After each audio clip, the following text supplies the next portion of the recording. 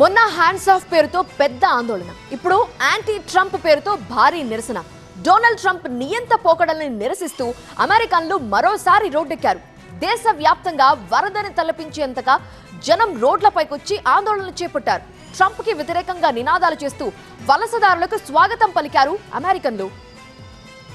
America అధ్యక్షుడు Donald Trump తీసుకుంటున్న నిర్ణయాలపై అక్కడి ప్రజలు తీవ్ర నిరసనలు వ్యక్తం చేస్తున్నారు.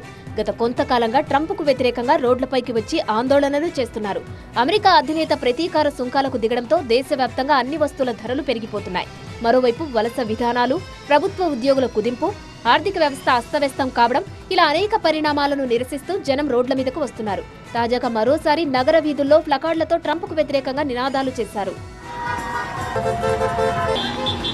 న్యూయార్క్లోని ప్రధాన గ్రంథాలయం దగ్గర జనం గుమ్మిగూడి ట్రంప్కు వ్యతిరేకంగా ఆందోళన చేశారు.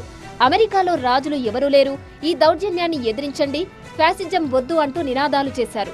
తాత్కాలిక వలసదారులకున్న చట్టపరమైన నివాస హోదాను రద్దు చేయడం, వారిని బహిష్కరించడంపై ఆందోళనకారులు మండిపడ్డారు.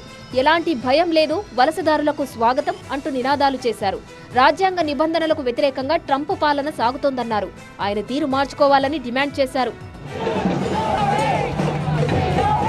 F1 విద్యార్థి వీసా ముగిసినా అమెరికాలోనే ఉంటున్న పాలస్తీనాకు చెందిన విద్యార్థిని లెకా కోడియాను అక్కడి అధికారులు అరెస్టు చేశారు.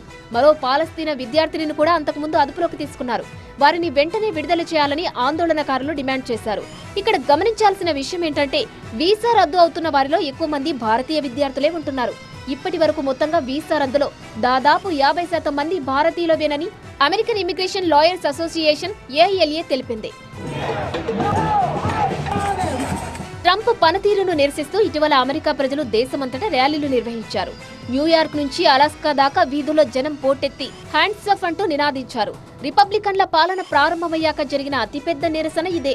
దాదాపు 50 రాష్ట్రాల్లోని 1200 ప్రాంతాల్లో చేపట్టిన ఈ హ్యాండ్స్ ఆఫ్ ఆందోళనలకు ప్రజల నుంచి భారీగా స్పందన వచ్చింది. ఇప్పుడు మరోసారి ట్రంప్కు వ్యతిరేకంగా నిరసనలు చేశారు. ఇంత తక్కువ టైంలోనే ఆయనకు వ్యతిరేకంగా అమెరికా పౌరులు ఆందోళనకు దిగడంతో ప్రపంచవ్యాప్తంగా ఇది చర్చనీయాంశమైంది.